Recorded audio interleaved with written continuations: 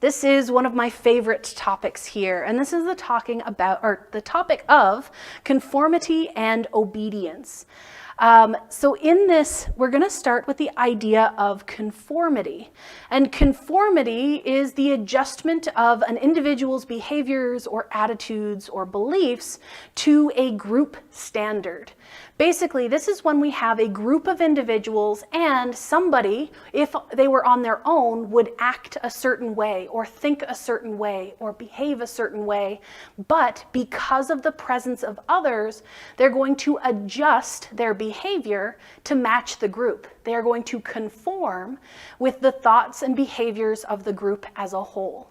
And this is one of those strange phenomena that is very important for social psychology because people will behave dramatically different in groups than they will on their own.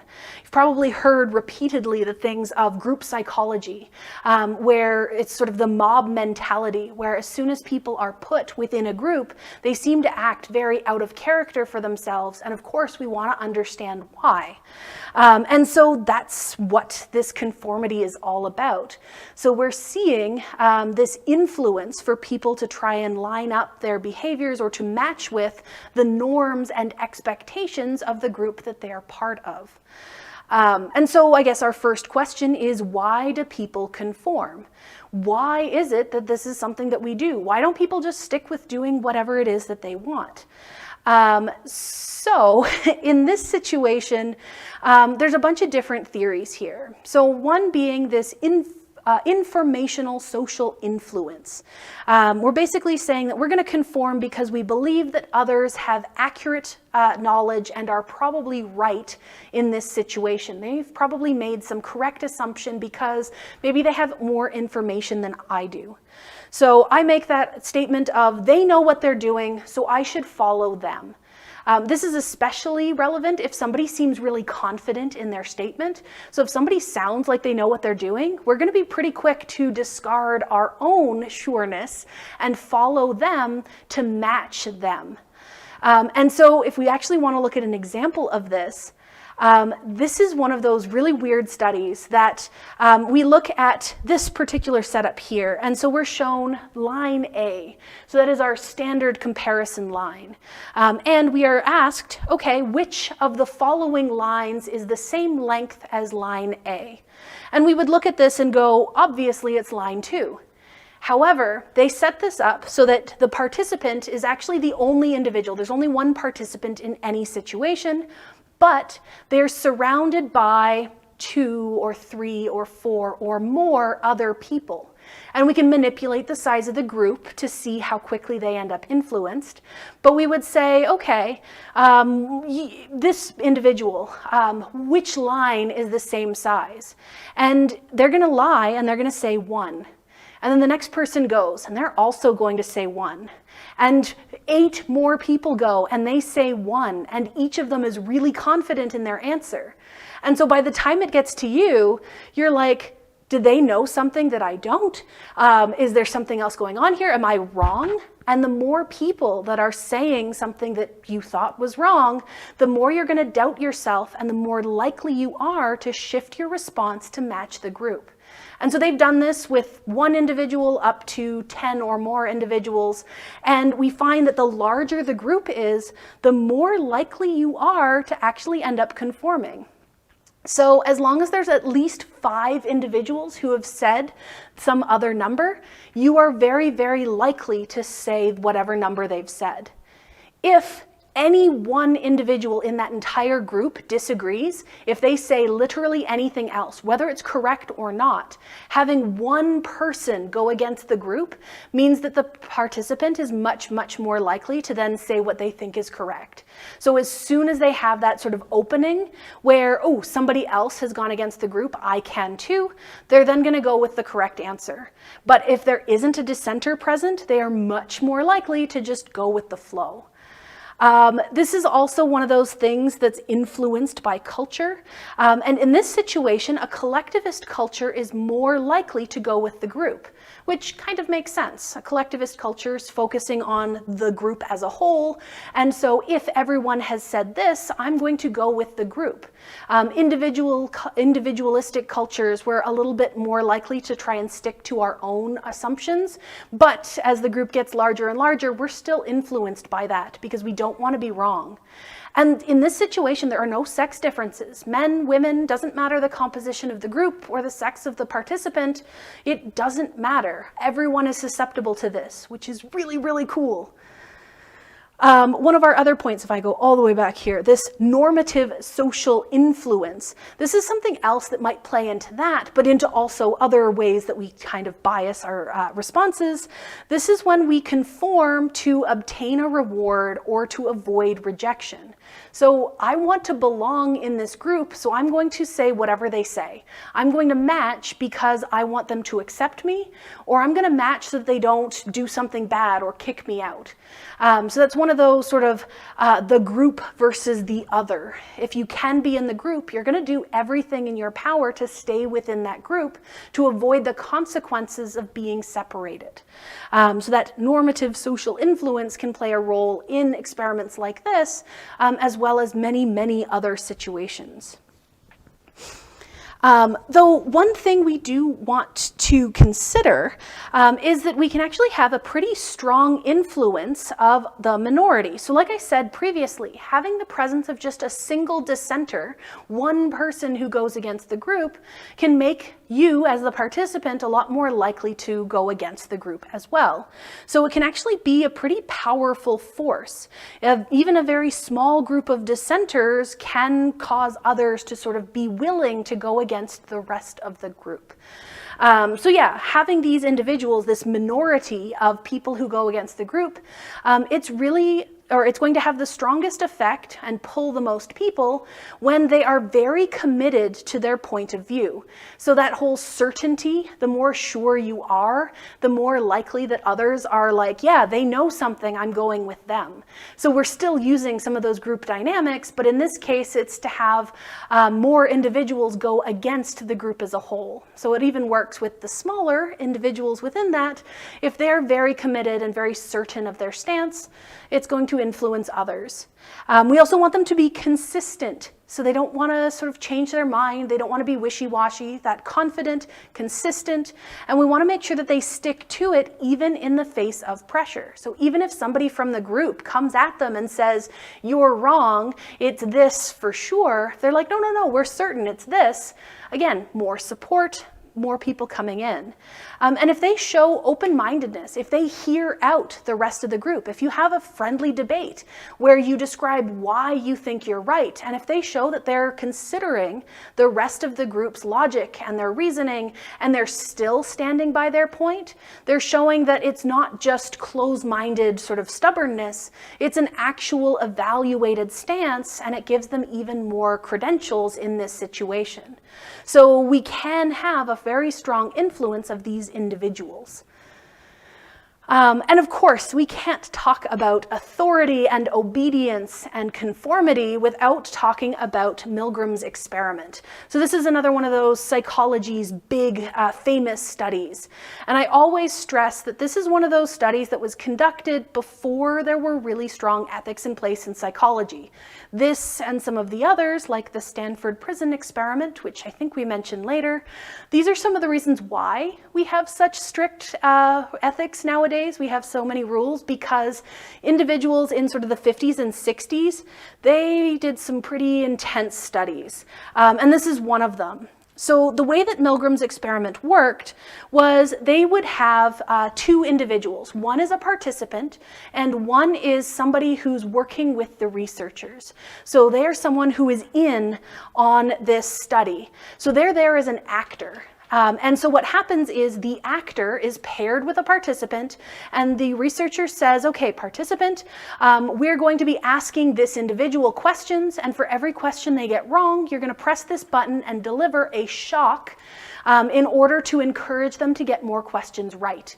We're trying to sort of encourage them. So a wrong answer gets you a shock. And every wrong answer means that the shock increases in intensity. And they were told, the participants were told, that they have to keep pressing this button, delivering larger and larger and larger shocks, no matter what, because that's the experiment they've signed up for. This is because it's controlled, because it's an actor, they would make deliberate mistakes, they would intentionally screw up, and there were no actual shocks being delivered. But the actor acted like they were receiving shocks. And as the shocks grew in intensity, they would start sort of yelling out and crying out in pain, and we wanted to see how long the participants persist. So how far would they go? And this diagram here shows pretty darn far. So in this situation, so if we're looking here, this is our percent of people who were continuing to obey. And so they've had slight shocks all the way up to what was labeled as a lethal shock. And even at the highest level, so this is when the actor stops responding. They've gone through I can't stand the pain and agonized screaming and more, and then they stop, and still 60% of participants persisted in pressing the button. So this is a terrifying study because people were so strongly influenced. And this is one of those things where they were showing like, hey, in situations like war, what if you have a commanding officer who tells you to do something terrible? Well, I was just following orders seems like a pretty strong argument if 60% of normal people are persisting to this point. It was part of then a larger debate of, is this sort of good or bad when it comes to human nature? Once again, we see no gender differences, so man, woman doesn't matter. And we're seeing very, very high levels of persistence. And what ended up affecting this? How close the victim was absolutely played a role. If the victim was in the same room, it was very, very close and people would stop sooner. If they were, say, in another room or you could only see them on videotape where they were behind the door, the further away they got, the longer the participants persisted. The closeness and the legitimacy of the authority figure played a role. If you had like some random undergraduate with a clipboard in the room with you, you'd stop pretty early. But if you had like a professional looking person with a lab coat and like all that professional stuff, you'd persist for longer. If the person, the authority figure was in the room, you were more likely to persist. If they're out of the room, you'd stop sooner. If we focus on, say, phrases that you're stressing that you're just following someone's orders or you're just doing the dirty work, this isn't you, this is the experiment, that distance, that sort of mental distance, people persist longer. And then also personal characteristics of the participant affected it. So religious beliefs, political orientation, and occupation, we start seeing some shifts there as well. So if they were very against violence, they'd stop earlier. But if they were okay with violence, they'd persist for longer. And they've actually found that there's a bunch of real life scenarios where this actually helps explain why so many sort of catastrophic things have gone wrong. Where they've started to make connections to things like, well, the people who dropped the bombs for like Hiroshima and that, they ended up sort of feeling disconnected, like, oh, I was just following orders. I don't have guilt for that because it wasn't my call. Or if we look at the individuals involved in the Holocaust, a lot of the grunts on the ground had that idea of I was just following orders. But even when we get into things like with airline safety, when they start looking at sort of smaller scale things, if you have someone in authority, someone like, say, one of the attendants, they're in uniform, they have authority, they know what they're doing, we can actually end up capitalizing on that because people are going to be more likely to obey them in a situation, especially something where there's an emergency, where having someone close and in that position of authority and looking authoritative, you're more likely to obey, which can be beneficial, even though a lot of the times we talk about it having a potential to be very, very negative. To keep on with our sort of other concepts to consider, if we're looking at manipulating individuals, and so here we're going to be looking at what are called compliance techniques, and these are basically techniques that people use to try and get you to do something that you might not want to do.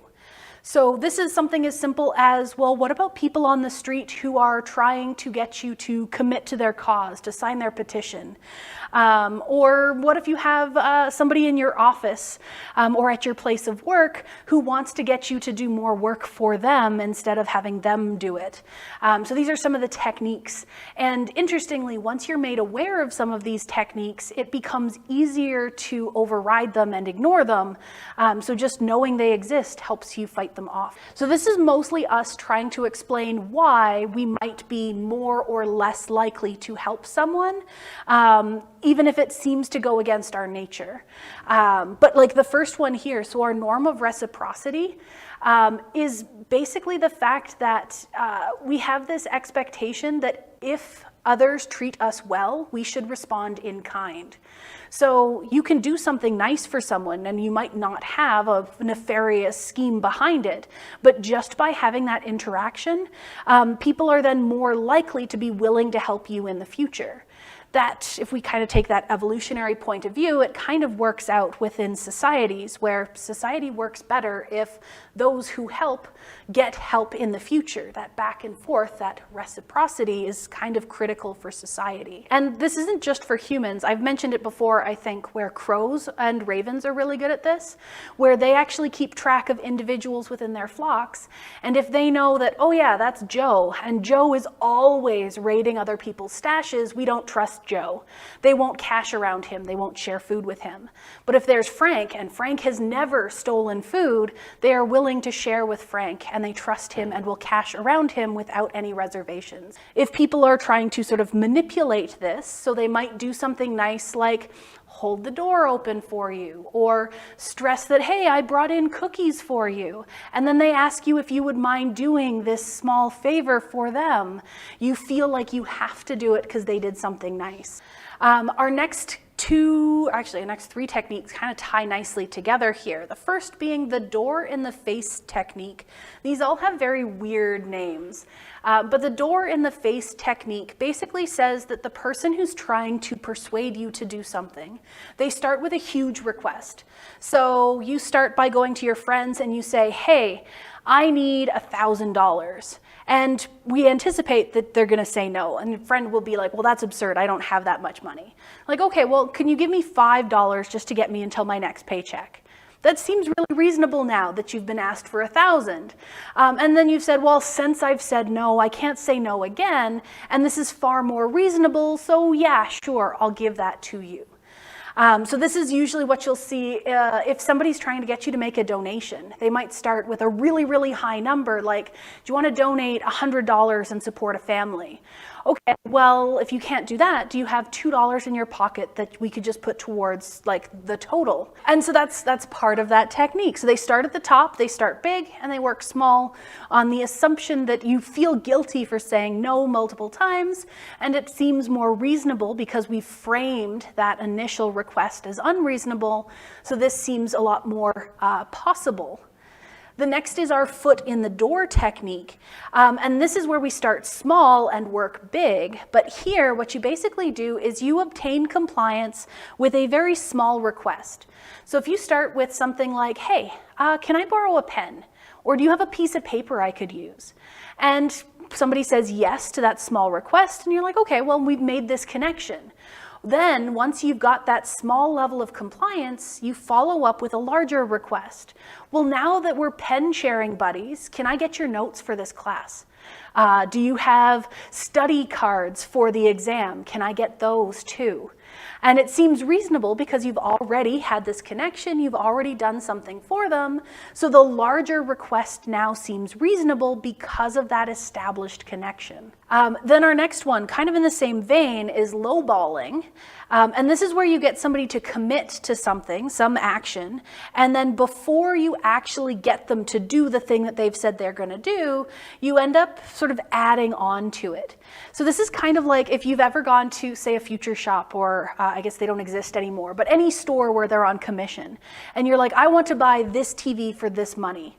And they're like, okay, well, if you're going to get the TV, you also need the cables to hook it up. So now we have to pay for the TV and the cables. And, well, you should probably get a protection plan on it. Yeah, and so all of that would be lowballing, because you start with, here's the bare minimum, but here's all the stuff that you absolutely need to make it work the way it's supposed to. And I actually worked at a Best Buy for 5 years, so I know the techniques, but I did not participate. I was a cashier. But yeah, you get to see this in action, and it can actually be very effective. I've seen people come in and they just want a TV, and they end up walking out with a TV and a surround system and all the cables, and they end up spending 2 or 3 times what they originally had agreed to or intended, simply because they've had these other things presented. So a lot of these are used for things like getting people to commit to, say, donations or campaigns and things like that, but we can apply to these to all sorts of different scenarios. And again, sometimes it's not intentional, because I look at some of this and I'm like, asking if I can borrow a pen, and then asking if I can get the notes for a class that I miss. That could also just be making friends in a classroom, but it also kind of falls under this as well. So it's kind of neat to see the overlap there. Of course, when we're looking at sort of group behavior, we might also want to consider things like, how do people act within groups, and what is it about being in a group that can maybe make people more likely to act against their usual nature. So you might have heard of the mob mentality, where we see people who form mobs or riots or whatever, and people who in everyday life might be very kind, very conscientious, very normal people, are suddenly caught up in a violent spree across the town. How the heck does that actually happen? And there's been tons of research to try and figure out why. And one of the biggest things that people have focused on is de-individuation, which is basically your loss of individuality. So when you're doing something on your own, when you are acting as a unit, as a single individual, then your actions are your own. You have to take responsibility. I'm doing this for whatever my reasons are. But as you start forming into a group, as you start working really closely with others, especially if that group is focusing on, this is our identity, this is our gang, this is our army, this is our whatever. If they focus on the larger group instead of the individual, you can actually become disconnected from yourself as a single unit, and you only focus on yourself as part of this larger whole. And they started in Nazi Germany very early with the sort of young individuals brought in as sort of pre-military groups, where they were trained and sort of taught to think of themselves as part of this greater whole. And they focused a lot on the potential of the country as a whole rising up. And so all of your actions are then as part of a larger unit, and your own individual actions matter much less. And therefore you can kind of alleviate yourself of that sense of responsibility. So what people end up doing, sort of, hey, somebody else is doing this thing, I'm going to do it too because I'm part of this group, and it's not my responsibility, we're doing it together.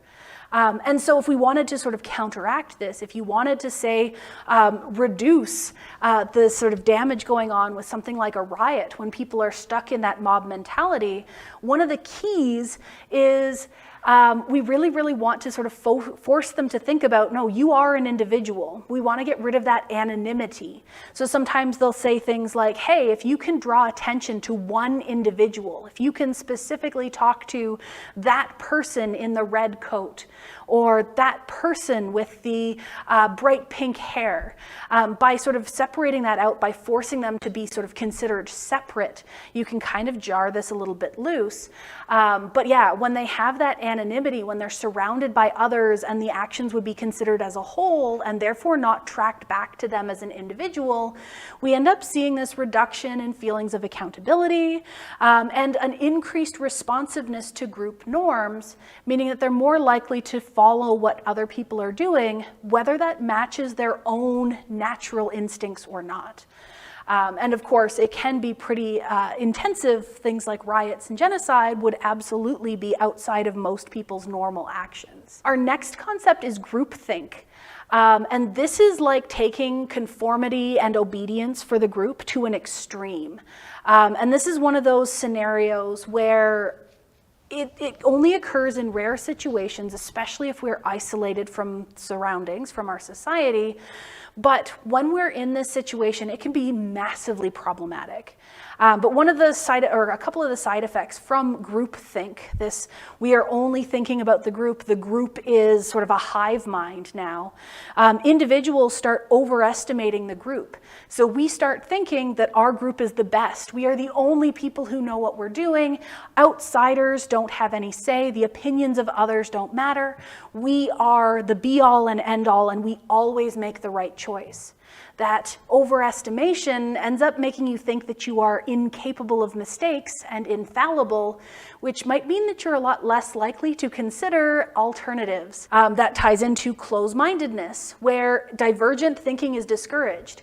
And in fact, they actually start adding pressure here, where if somebody expresses an opinion or an idea that isn't necessarily in line with the group, you can be shamed for it, where they will call you out. And they actually have some individuals called the enforcers who will go around, and if somebody has expressed an opinion or asked a question that doesn't go with their ideals, they'll be like, are you questioning our group? Are you questioning the leader? Are you questioning like the foundation of all of this, putting you in sort of that precarious position where you then have to backtrack or risk being shunned by the group, in which case a lot of people will see that and then not want to think for themselves, having seen others being shut down.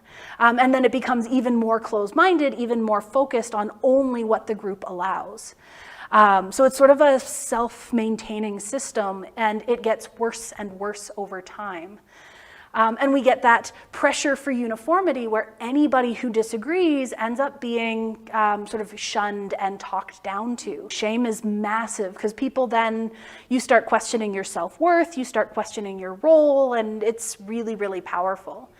But some of the examples here, so the Space Shuttle Challenger, the disaster there, that is an example. That's actually the case study of groupthink. And in fact, there's a couple of really neat documentaries on Netflix about the Challenger shuttle disaster, if you are interested, because that's the sort of thing I like doing.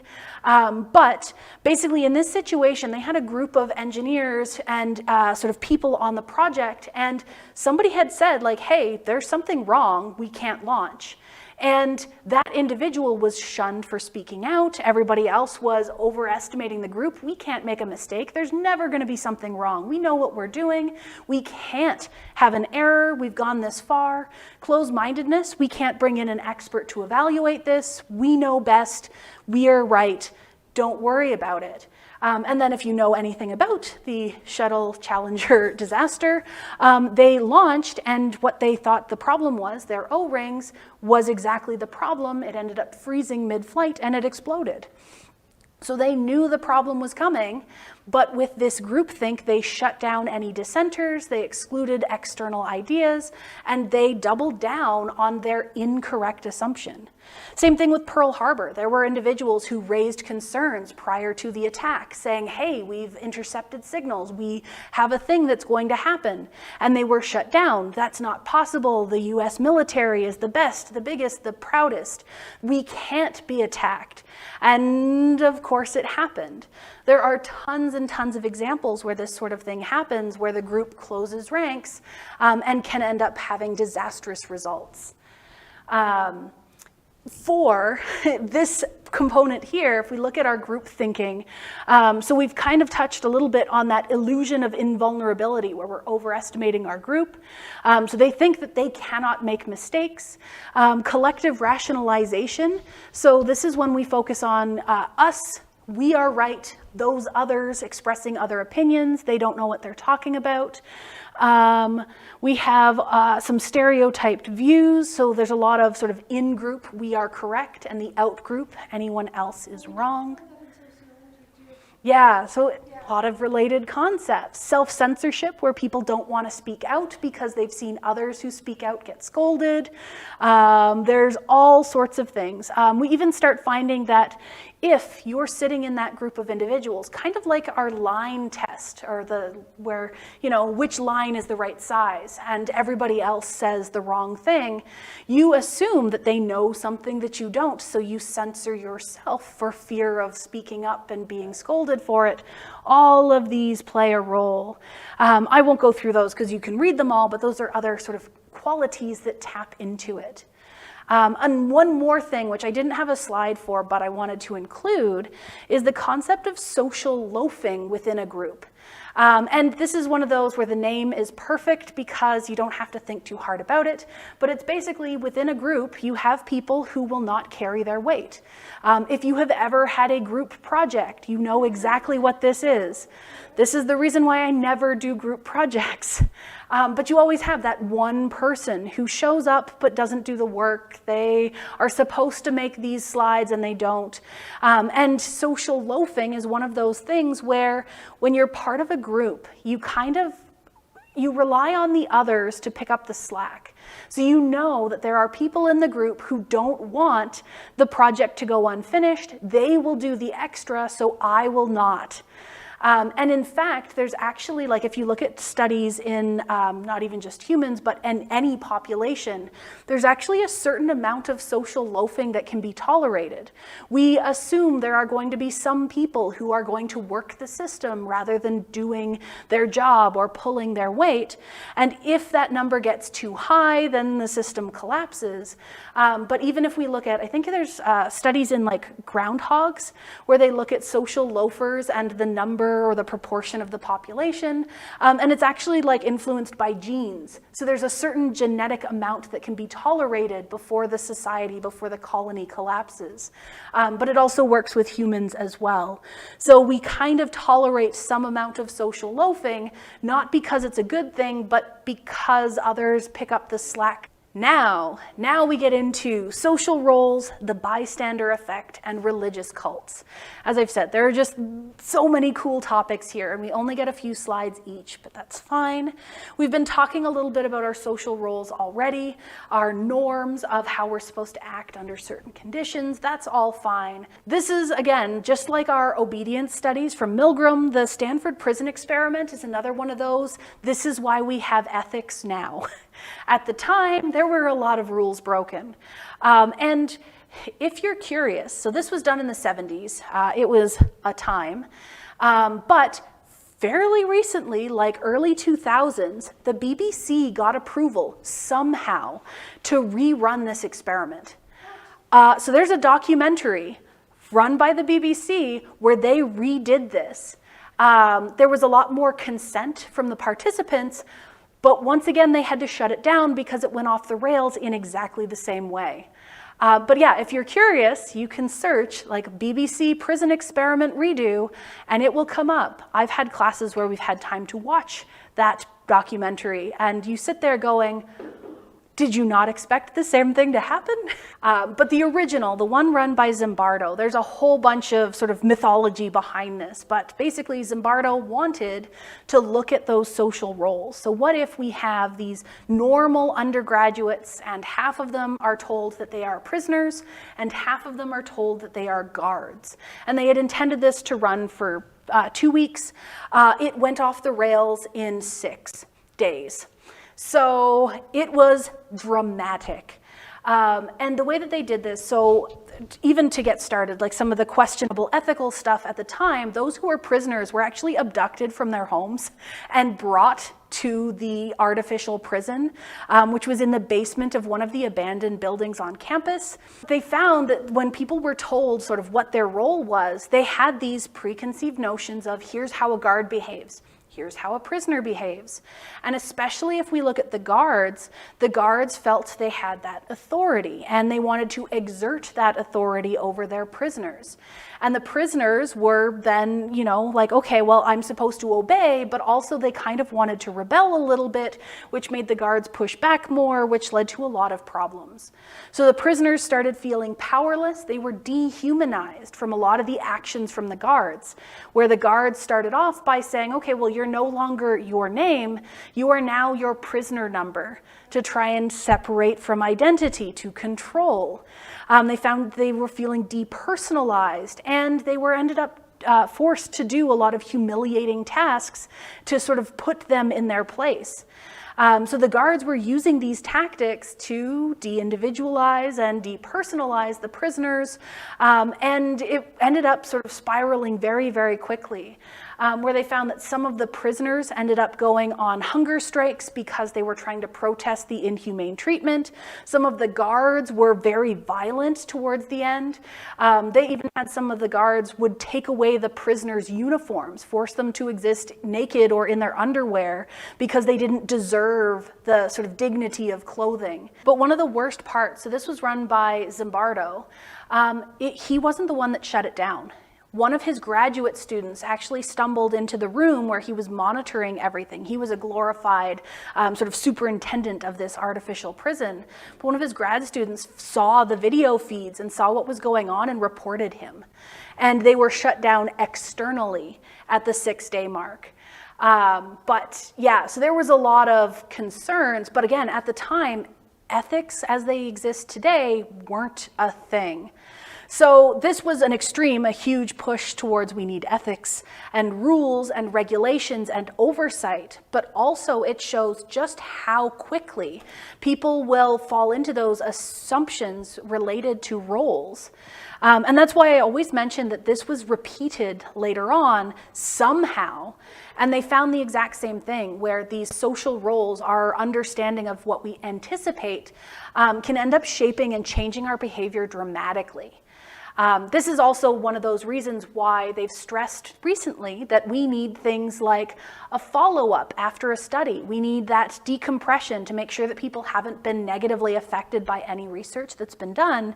Because in this situation, obviously the prisoners were abused and felt awful, but also some of the guards coming out of this situation felt like they had lost their sense of self because they were so easily influenced by the hive mentality of the other guards, their assumed social role, and what they were capable of. So a lot of the guards ended up having to, like, some of them dropped out of school, some of them needed prolonged exposure with therapists to like start feeling human again. This was just bad on every level. But it shows us just the strength of some of these roles. Next, we get our bystander effect. And this actually all started from one particular event. And this is another one of those famous psychology case studies. But this was the Kitty Genovese's murder. I can never pronounce her last name. But so this individual back in 1964, she was attacked in an alleyway. And it was a violent attack. And it took like 30 minutes. It was a long attack. And in this situation, the attacker attacked her, left, came back to finish the job, and still nobody showed up to intervene. When the police followed up, there were 38 different witnesses that reported hearing screams or sort of noticing that something was going on, but nobody called the cops. And so they were saying, like, how did this happen? How did something so extreme happen in the middle of a large city with so many witnesses and nobody did anything? So it prompted a bunch of research, which has led to our understanding of the bystander effect. Before I get actually, we'll do the explanation of the bystander effect and then we'll give the caveats later. But bystander effect is basically saying that a person in need is much less likely to receive help as more and more people are present to witness that. So basically, if you're attacked and there's one person there, that one person's probably going to help you. But if you're attacked and there's 100 people, nobody's really going to want to step forward. And they tried to explain, well, why? Why is this the case? So the first being diffusion of responsibility, which we've seen before. People are really quick to try and put that responsibility on someone else. So if we have more and more people present, everyone assumes somebody else is going to do it. Oh, that's not my responsibility. There's 99 other people to take over. I don't feel bad for not stepping up. We also end up sort of falling into this pluralistic ignorance, which is their fancy way of saying that basically we don't act because we're relying on social cues from someone else to tell us what we're supposed to do.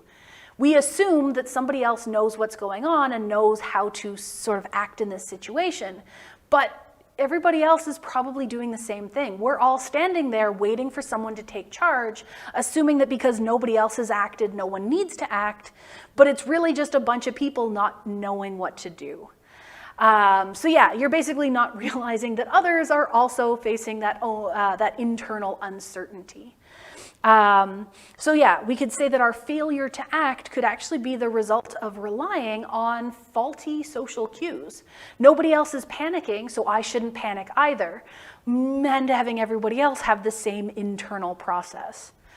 And so if we then start doing our follow-ups of, well, what actually ends up influencing whether we help or don't help, and a lot of these are pretty logical. So the environment. Having that occur downtown in a large city, people tend not to care about other people in cities. If you were in a rural environment, people are quick to help. They are going to step forward. They feel like that's their role as a rural resident.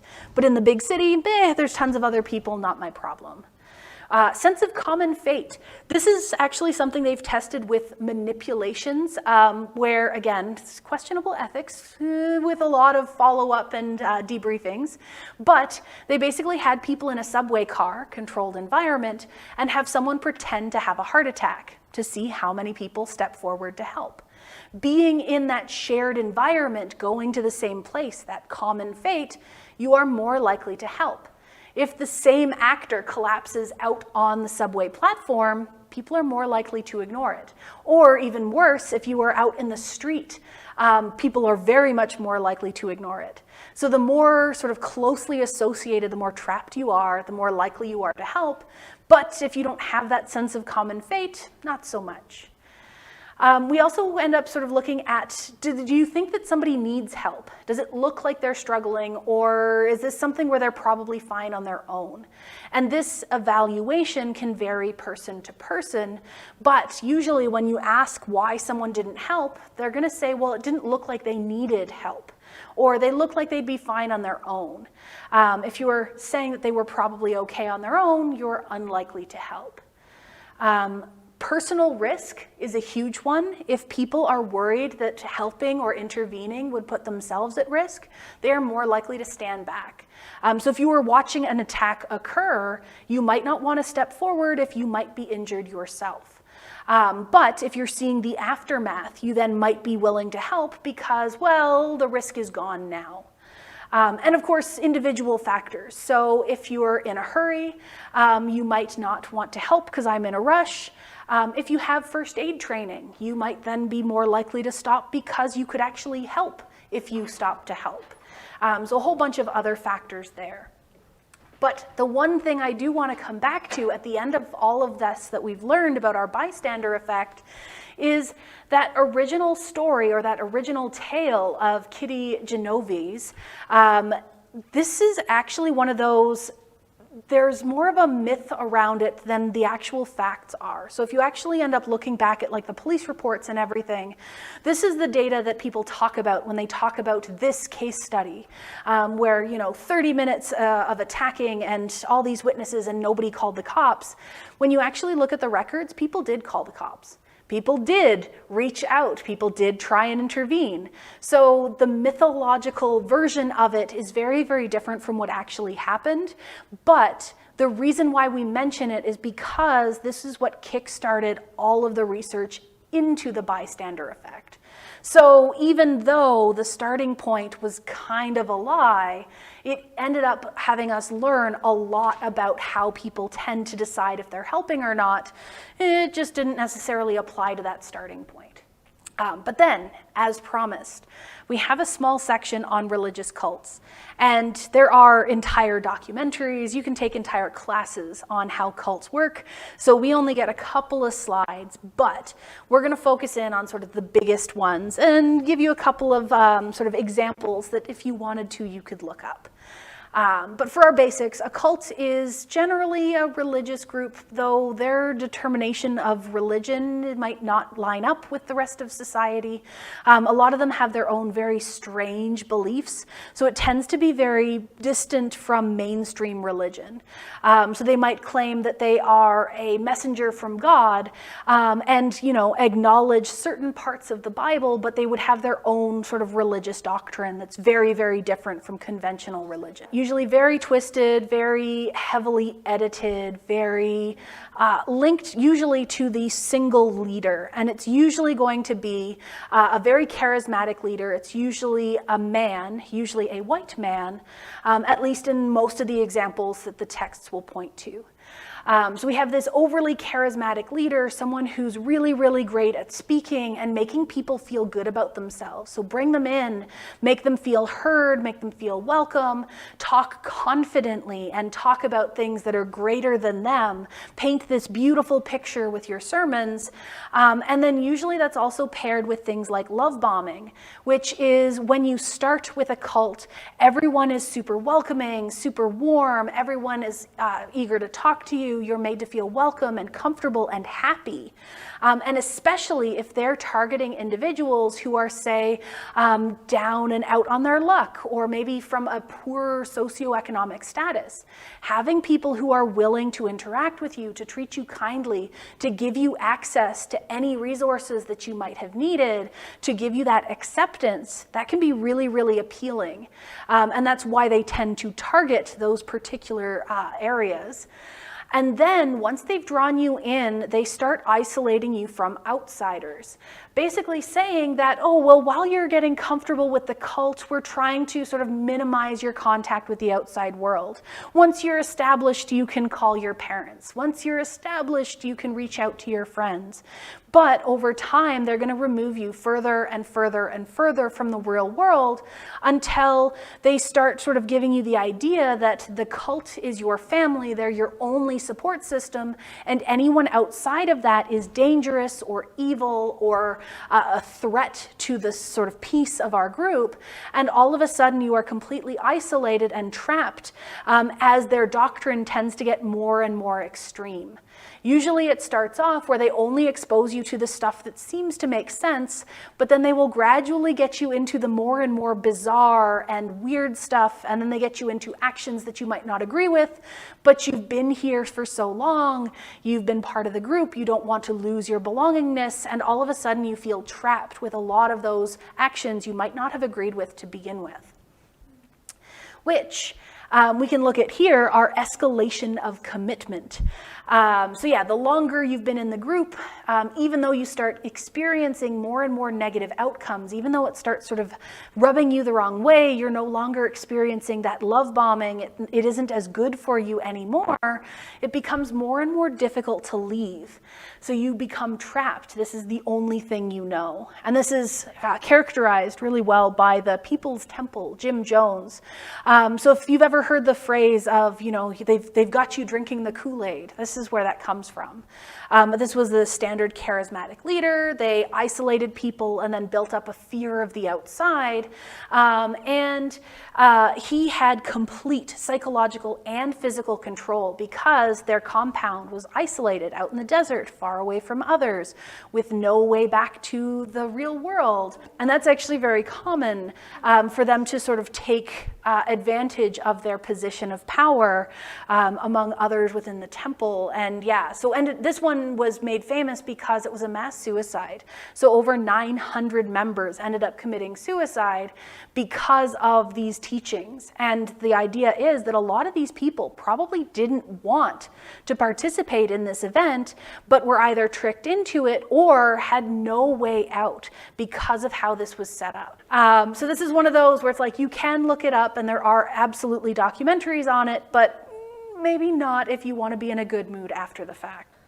Similarly, they have a doomsday cult, and this one's a little bit different. So this was from Marian Keech, so a strange one where it was a woman, not a man. But in this situation, this Marian individual basically would have these sort of writings. So she'd appear to go into a trance, and she'd write things that she had no control over. And those writings were viewed as basically prophecy of things that would come true in the future. And so they'd tell stories of, oh, here are writings that happened in the past and how it came true that time. So now, of course, we know it's going to come true this time. And so they had predicted the end of the world in 1955.